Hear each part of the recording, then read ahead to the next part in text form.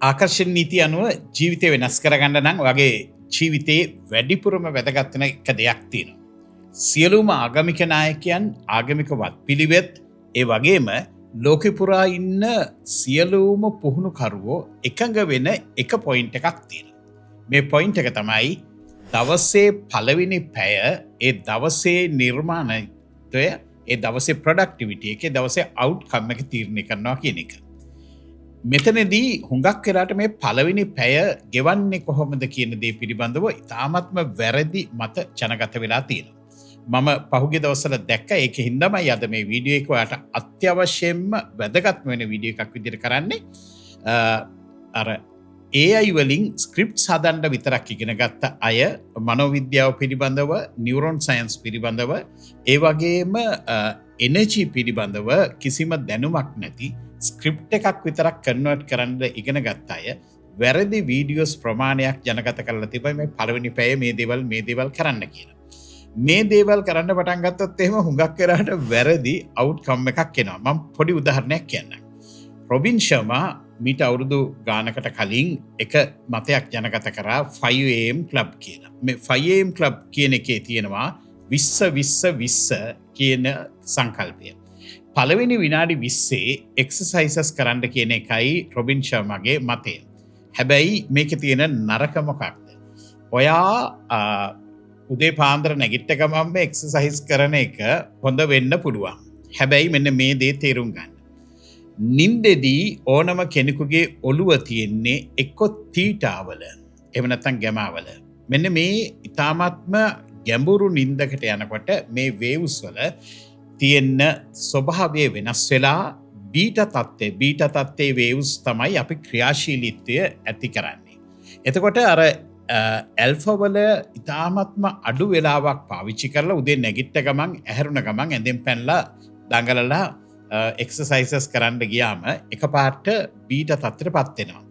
මේකේ ප්‍රතිඵලය තමයි කෝටිසෝල් එකපාරට ඇති වෙනවා. මේ කෝටිසෝල් ඇතිවීම හින්දා බියෙන් තැති ගැනීම දවස පුරාවටම තියෙන්න පුළුවන්. ඔයා බලාපොරොත්තු වෙන අවුට්කම් එක ඔයා ගන්නේ නැතුව ඉන්න පුළුවන්. හැබැයි මේ කෝටිසෝල් ප්‍රශ්නේ අපිට මගහරව ගන්න පුළුවන් පළවෙනි දේ තමයි ඇල්ෆා ලෙවල් එක. ඒ කියන්නේ ඔයා ඇහැරුණ ගමන් ඔයා අඩනින්දේදී තියෙන ඇල්ෆා ලෙවල් එකේ තමයි යටිහිතට ඕනම දෙයක් ඇතුල් කරන්න පුළුවන් ඉතාමත්ම ප්‍රබලම වෙලාව. දැන් උදේ පාන්දර නැගිට ගමන් ගක් දෙනෙක් ෆෝන් එක පාවිච්චි කරනවා. මේ ෆෝන් එක පාවිච්චි කරනකොට වෙන්නේ මොකද්ද? එතකොට ඒක ඔයාට මේ සෝෂල් මීඩියා ස්ක්‍රෝලිං හින්දා ඔයාගේ දවසේම තියෙන නිර්මාණශීලී මනස ඒ වගේම ඉන්ටියුෂන් මනස නැති වෙලා යනවා. මොකද ඔයා අපරාධේ ඔයාගේ ඇටෙන්ෂන් එක යනවා අනිත් අය මොනවද කරන්න කියලා බලන්න. එක්සර්සයිසස් කරන්න ගියාමත් ඒ වගේ මේ දෙකෙන්ම සිදු වෙන්නේ එකම එක ඉෆෙක්ට් එක. ඒ කියන්නේ ඔයාගේ ඇල්ෆා ලෙවල් එකේ බ්‍රේන් එක ගන්න පුළුවන් හොඳම දේ ඔයා නැති කරගන්න. මොකද බ්‍රේන් එකක් ප්‍රෝග්‍රෑම් කරන්න පුළුවන්. ඔයාගේ රෙටිකියුලර් ඇක්ටිවේටිං සිස්ටම් එක හදන්න පුළුවන් හොඳම මොහොත තමයි උදේ පාන්දර නැගිට ගමන් තියෙන මොහොත. එතකොට එක්සර්සයිසස් කියන එක විද්‍යාත්මකව මේක වැරදි සංකල්පයක්. හැබැයි මම ඔයාට යෝජනා කරන්නේ receptive to active 15-4 කියන මෙතඩ් එක. මේක හරිම සයන්ටිෆික් මෙතඩ් එකක්. මොකද්ද මේ? විනාඩි 15 දේවල් 4ක් අපි පළවෙනි පැය තුල කරනවා. මේ විනාඩි 15 දේවල් 4ක්. ඒතර මේක පළවෙනි විනාඩි 15 නැගිට ගමන්. ඔයා උදේ පාන්දර නැගිටින්නේම යම්කිසි වෙලාවකට ඔයාගේ ඔළුව සිග්නල් එකක් දෙනවා. මේ සිග්නල් එක දීලා වෙලාව ගන්න නම් ඔයාට අත්‍යවශ්‍ය වශයෙන්ම කරන්න ඕන දෙයක් තියෙන එක තමයි ස්ලීපින් සයිකල් එකකට පස්සේ තමයි ඔයා නැගිටින්න ඕනේ. ඒ කියන්නේ හරි ස්ලීපින් සයිකල්ස් ප්‍රමාණයක් ගත කරලා. එක ස්ලීපින් සයිකල් එකක ප්‍රමාණය විනාඩි 90ක්. සරලව කියනවා නම් පැයකමාරක්. පැයකමාරක් නිදාගෙන නැගිට්ටත් පැය 3ක් ඒ වගේම පැය 4මාරක් කියන්නේ ස්ලීපින් සයිකල්ස් 3ක්. හැබැයි ඔයාට වඩා හොඳයි ස්ලීපින් සයිකල්ස් 4ක් හෝ 5ක්. ස්ලීපින් සයිකල්ස් 4ක් හෝ 5ක්. 4ක් කියලා කියන්නේ පැය 6යි. එකමාරේව 4ක්. එහෙම නැත්නම් 5ක් කියලා කියන්නේ 7මාරක්. නින්දේ යන්න ඔයාට සාමාන්‍ය වශයෙන් ආසන්න වශයෙන් විනාඩි 15ක් යන හින්දා පැය 6යි විනාඩි 15ක් හෝ පැය 7යි විනාඩි 45ක නින්දට පස්සේ ඔයාට ස්වභාවිකව හැරෙන්න පුළුවන් නින්දට කලින් නිදාගන්න කලින් ඔයාගේ ඇඟිලි දෙක මේ විදියට තට්ටු කරමින් ඔයාට පුළුවන් ටැපින් කරන්න හෙට උදේ මම 5ට ඇහැරෙනවා. හෙට උදේ මම 5ට ඇහැරෙන. එතකොට ඔයා දන්නවා මේ ස්ලීපින් සයිකල්ස් ප්‍රමාණය හරියට ගලපලා හරියට පාවිච්චි කරලා තමයි තියෙන්නේ. ඔයාට දැන් හදිසියේ කලබලේ කරන්න ඕන නම් නිදා ගන්න ඕන නම් ඔයාට පුළුවන් sleepcalculator.com වගේ වෙබ් අඩවියකට ගිහිල්ලා දැන් නිදාගත්තොත් ඇහැරෙන්න ඕනේ වෙලාව කීයද කියලා බලන්න. චූටි ළමයිට නම් මේක පැය 9යි කාලකුත් දෙනවා. එහෙම නැත්නම් පැය 7:45ක් එහෙම නැත්නම් 6යි කාලක වෙලාවක් තමයි අපි නිදාගන්නේ. ඒතර ඒ වෙලාවට ඇහැරුණාට මෙන්න මේ ඇල්ෆා පාවිච්චි කරන්න ඇල්ෆා ලෙවල් එක පාවිච්චි කරන්න තව විනාඩි 15කට. ඔබට පුළුවන් ඔයාගේ ෆෝන් එකේ යම්කිසි මම මේකට ඔයාට හදලා දෙනවා සබ්ලිමිනල් එකක්. මේ සබ්ලිමිනල් එක පාවිච්චි කරන්න පළවෙනි විනාඩි 15 ඒ විදිහට ප්ලේ වෙන්න. පළවෙනි විනාඩි 15ක් ප්ලේ වෙනවා. ඒක ගයිඩඩ් මෙඩිටේෂන් එකක්. එතකොට ඔයා ඇහැරුණ ගමන් ඔයාගේ පළවෙනි දේ තමයි මේක ඇක්ටිවේට් කරන එක. ඔයාට පුළුවන් රිමෝට් කන්ට්‍රෝල් එකකින් ඔක ප්ලේ වෙන්න දාන්න. එතකොට ඒක ප්ලේ වෙනකොට ඒකේ තියෙන දේවල් මොනවාද? ඉස්සල්ලාම ඔයාගේ කරන්න ඕනම දේ තමන්ගේ හදවතට ආදරේ බෙදලා දෙන එක. විශ්වයටයි තමන්ටයි ආදරේ බෙදලා දෙන එක. එතකොට ඔයාට මතක් වෙච්ච ගමන්ම ඔයා S2 නිදාගෙන ඉඳලා S2 ඇහැරුණ ගමන්ම ඔයාගේ අත අරගෙන පපුවට තියාගෙන ඔයා මම හුඟක් ආදරෙයි කියන එකත් ඒ වගේම විශ්වයට ආදරේ කියන එකත් දෙන්න ඒ දීලා අගේ කරන්න තමන්ට හම්බෙලා තියෙන හැම බ්ලෙසිං එකක්ම ඔයාට හම්බෙලා තියෙන හැම ආශිර්වාදයකටම ඒ හැම ආශිර්වාදයකටම ස්තුති කිරීම කරන්න. මේක ඉතාමත්ම ඉහළම මට්ටමකට ඔයාට ගන්න පුළුවන්. ඒ වගේම ඊළඟට ඔයා කරන දේ තමයි ඔබට අවශ්‍ය වෙන දේ මොනවාද ફોකස් කරන්නේ? ફોකස් එකට අදාළ affirmations. ඒ කියන්නේ ස්වයං යෝජනා ඔබ ඇහෙන්න තියෙනවා. හැබැයි මේක කරද්දි ඒ විනාඩි 5 වාට නිින්දේ යනවා. නිින්දේ යෑම තමයි හොඳ. නිින්දේ එහෙම ගියාම තමයි හොඳ. මොකද එතකොට වාට මේ ඇල්ෆා ලෙවල් එකේ තියාගන්න පුළුවන් brain waves. ඇල්ෆා වේව් එකේ තියාගන්නවා කියන්නේ යටිහිත රීප්‍රෝග්‍රෑම් කරන්න වට හම්බෙන හොඳම අවස්ථාව. එතකොට මුදල් වලට නම් ඔන්න මුදල් සම්බන්ධ තියෙන පාඩම් කරන්න නම් තියෙන මෙන්න මේ වගේ ඔබට තියෙන සබ්ලිමිනල් ගණනාවක් හෙල්ත් වලට එහෙම නැත්නම් වාගේ බලාපොරොත්තු තියෙන පිටරට රස්සාවක්ද පිටරට PR එකද අලුත් රස්සාවක්ද විවාහයේද ඒකට අදාළ නිවැරදි සබ්ලිමිනල් එකේ අන්න ඒ පළවෙනි විනාඩි 15 තුල බෑග්ග්‍රවුන්ඩ් එකේ ඇහෙන්න දෙන්න ස්තුති කරා ආදරේ දුන්නා ස්තුති කරා ඊට පස්සේ ඇෆර්මේෂන් යනවා. ඊළඟ කොටස තමයි මේක හරිම වැදගත් දෙයක්. ඔයාගේ ටාගට් එක දැනටමත් ඉෂ්ට වෙලා තියෙන විදිය ඔයා මනසින් දකින්න පරිකල්පනය කරන්න. හැබැයි මේක අර ඉන්ද්‍රියන් වැඩිම ප්‍රමාණයක් මේකට ඈඳා ගැනීම තමයි වඩා හොඳ. ඒ කියන්නේ ඒ වෙලාවට ඔබට පුළුවන් නම් යම්කිසි සුවඳක් මොකක්ද තියෙන සුවඳ මෙන්න මේ සුවඳත් විඳිමින් ඒකට ඇහෙන්න තියෙන ශබ්ද අහමින් ඒකින්ද තමයි වට affirmations තියෙන්නේ subliminal තියෙන්නේ. එතකොට ඒ ප්‍රෝග්‍රෑම් එක රන් වෙනකොට ඔයාට මේ විෂුවලයිස් කිරීම ඉතාමත් වැදගත්. ඊළඟට මේ පළවෙනි පියවරේදී අතිශයම වැදගත්ම දේ තමයි මේ විනාඩි 15 අපි ගත කරන්නේ වතුර එකකුත් බොන්න. මේ වතුර එක එතකොට දෙවෙනි විනාඩි 15ට යන්න කලින් වතුර එක බොනවා. මේ වතුර එක බොන්නේ වතුරට ස්තුති කරමින්. ඒතර මේ වතුර එකත් ඔයගේ ඇඳ ළඟ තියාගන්න පුළුවන් නම් ඒක ඉතාමත් හොඳයි. මම හැමතිස්සෙම ඔබට යෝජනා කරන්නේ මෙන්න මේ පළමු විනාඩි 15 ඇඳෙන් වහින්නේ නැතුව ඇඳේම ඉඳිමින් ඇල්ෆා ලෙවල් එක මේන්ටේන් කරමින් මේ කාර්යයන් කරන්න. ආයෙත් අපි බැලුවොත් ඒකේ තියෙන දේ තමයි ස්තුති කිරීම, ආදරේ වීම, affirmation ස්වයං යෝජනා, ඇහිීම, මිමිනීම, ඒ වගේම විෂුවලයිස් කරන එක. දැන් අපි ක්‍රමානුකූලව මේ ඇල්ෆා මට්ටමින් ඊළඟට අපි එන්න පටන් ගන්නවා බීටා මට්ටමට.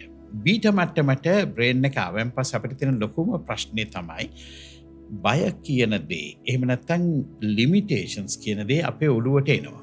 මේ බය සහ මේකට සම්බන්ධ මේකට අදාළ ලිමිටේෂන්ස් ඔළුවට එනකොට අපි හැමතිස්සෙම කරන්න ඕන දේ නොකර අපි අර බයේ ඉන්නවා. ඒ හින්දා ඔයාට මෙන්න මේ වෙලේ තමයි ඔයාට හම්බෙලා තියෙන EFT ටැපිං ස්ක්‍රිප්ට් එක ඔයා කරන්න ඕන විදිය. ඒතර එහෙමනම් මේ දෙවෙනි විනාඩි 15 දී ඔබ නැගිටලා ඔබ කරන පළවෙනිම දේ ටැපිං ස්ක්‍රිප්ට් එක. මේ ටැපිං ස්ක්‍රිප්ට් එක තියෙන්නේ වට දෙකකින් EFT ටැපිං ස්ක්‍රිප්ට් එකක් තියෙනවා. ඒක එතකොට හැම පොයින්ට් එකකටම තට්ටු දාලා කරන්නේ. ඊළඟ ලෙවල් එකේදී ඔයා කරන දේ හයි ෆයිව් එකක් දෙනවා. මොකද මේ හයි ෆයි කියන්නේ? ඔයා අත උස්සලා ඔයාගේම කන්නඩියෙන් ඔයාගේ මූණ දිහා බලලා ඔයාට ආදරෙන් කතා කරලා පහක් දාන්න. ඔයාටම පහක් දාන්න. ඔයාට පහක් දාලා ඔයාවම එන්කරේජ් කරනවා. ඔයාටම ආදරේ. මොකද ඔයාට ආදරේ වෙන්න පටන් ගත්තම තමයි ඔයාගේ හීන වලට යන්න පුළුවන් ශක්තිය ඔයාට ලැබෙන්නේ. ඊළඟට අපිට වැදගත්ම වෙන දෙයක් තමයි 369 ලිවීම. මේ 369 ඔයා ලියනවා මේ විනාඩි 15 තුල. එතකොට ඒකේ තියෙන වැදගත්ම දේ ඉතාමත්ම වේගෙන් ලියන නිසා අකුරු ලස්සනට ලියවෙන්න ඕනේ කියලා එහෙම ප්‍රශ්නයක් නැහැ. වාගේ හීනේ ඉටු වුණ විදියට ඒ වාක්‍ය ටික මේක ලියනවා. දැන් එතකොට ඔයා දැන් ආවොත් කෝචින් වලට ආවෙන් පස්සේ එහෙම නැත්නම් ඔයාලට 369 මේ කරන්න ඕන ස්ක්‍රිප්ට් එකක් හම්බ වෙනවා. මේ ස්ක්‍රිප්ට් එකට අදාළ මේ වීඩියෝ බලන්න. ඒ වීඩියෝ වල තියෙන මේ ස්ක්‍රිප්ට් එක ලියන්නේ කොහොමද කියලා. එතකොට ඊළඟ එක තමයි ඔයා බොක්ස් මොඩල් එකට බ්‍රීතිං එක්සර්සයිස් එකක් කරන එක. එහෙම නැත්නම් හදවත් චක්‍රයට බ්‍රීතිං එක්සර්සයිස් එකක් කරන එක. ඒ කියන්නේ හදවත් චක්‍රයට බ්‍රීතිං එක්සර්සයිස් එකක් කරනවා අපි මොකක් කරලා කරන්නේ? අපි ස්තුතිවන්ත වෙනවා. අපි ජීව වායුව, ජීව ශක්තිය සහිත ජීව වායුව ඔබ ආස්වාස කරනවා. මේ ආස්වාස කරන්නේ මේ වීඩියෝ එක බලන්න. මේ වීඩියෝ එකේ තියෙන නාඩි වාර ගණනත් එක්ක. අන්න ඒ විදිහට වාට පුළුවන් මේක කරන්න. එතකොට අපි ගන්න ඔක්සිජන් වලට ජීව වායුවට අපි ගහකොළ වලට සබහාදහමට ස්තුති කරමින් තමයි මේ හුස්ම ගන්න. ඒත් එක්කම ඔයා විෂුවලයිස් කරනවා ඔයාගේ හිස් මුදුනේ සිට දෙපතුල දක්වාම අර ජීව වායුව ඇවිල්ලා ඔයාව ශක්තිය පුරවනවා කියන එක. එතනින් එහාට ඔයා හුස්ම පිට කරනකොට ඔයා හුස්ම විහිදු අරිනකොට ඒක දානයක් විදියට ඔයා යවනවා. මොකද ඔබ යවන කාබන් ඩයොක්සයිඩ් තමයි ඒක ගහකොළ වලට දානයක් විදියට වෙන්නේ. එතකොට මේක හදවතින් සිහියෙන් කරනවා මේ පොඩි එක්සර්සයිස් එක. එතකොට ඒ එක්සර්සයිස් එක සිදු වෙන්නේ මෙඩිටේෂන් එකක් වගේ. ගයිඩඩ් මෙඩිටේෂන් එකේදී ඔයාට හම්බෙනවා මේකට සම්බන්ධ. එහෙම නැත්නම් ඔයාට බොක්ස් මොඩල් එකක් පුළුවන්. ඒක තමයි පහසුවෙන්ම ලේසියෙන්ම කරන්න පුළුවන් දේ. තප්පර 6ක් හුස්ම උඩට ගන්නවා. තප්පර 6ක් හුස්ම උඩ තද කරගෙන ඉන්නවා. ඊට පස්සේ තප්පර 6ක් හුස්ම පහළ හෙලනවා. තප්පර 6ක් empty විදියට වාගේ මේ chest එක empty කරගෙන ඉන්නේ. ඒ කියන්නේ පෙනහළු වලට හුස්ම පුරවගන්නේ නැතුව ඉඳීම ඔයාට කරන්න පුළුවන්. ඒතර මේ 6 එතකොට ඊළඟට මේකේ මේ දෙවෙනි විනාඩි 15 අවසාන දේ විදියට ඔයාට පුළුවන් reticular activating system එක activate කරන්න. ඒ reticular activating system එක activate කරනකොට ඔයා කරන දේ තමයි ඔයා යෝජනා කරනවා ඔයාගේ ඔළුවටම මේ EFT tapping එකත් එක්කම අද දවසේ මගේ ප්‍රධාන focus එක මොකක්ද? අද දවසේ මොකද්ද මගේ ප්‍රධානම ෆෝකස් එක? තමන්ගේ ඉලක්කයට යන්න ඒ ඉලක්කය සඳහා ඔබට තියෙන ප්‍රමුඛම අද දවසේ තියෙන ප්‍රමුඛම කාර්යය මොකද්ද? ඒ කාර්යයට අවධානය යොමු කිරීම. ඒතර ඔයා බලනවා reticular activating system එකත් එක්ක අද දවසේ මොනවද ඔයාට ලැබෙන්නේ කියලා. අවසාන වශයෙන් ඔබට මේක වඩා හොඳයි candle exercise එකත් එක්කම කරනවා නම් candle exercise එක විනාඩි 2-3ක් වාට කරලා ඒ ආලෝකය ඔබේ තුන්වෙනි ඇහෙන් ඔබේ ශරීරයේ තුරට ඇවිල්ලා ඔබ වටේට ශක්ති බුබුලක් විදියට ඔබ මේ ශක්ති බුබුලක් විදියට ඔයා පරිස්සම් කරගෙන තමයි තියාගෙන බබල් එක තුල තමයි ඔබ ඇවිදින්නේ සියලු දේ කරන්නේ. එතකොට වගේ වටේ පිටේ ඉන්න කිසිම කෙනෙකුට වාට නෙගෙටිව් එනර්ජි එකක් දාන්න බෑ. වාට නෙගෙටිව් එනර්ජි එකක් දාන්න බෑ. ඒ නෙගෙටිව් එනර්ජි එක වෙනුවට ඒක ඇවිල්ලා තමන්ගේ ගාවින් ආපහු ඇරලා යන ස්වභාවයක් තියෙනවා.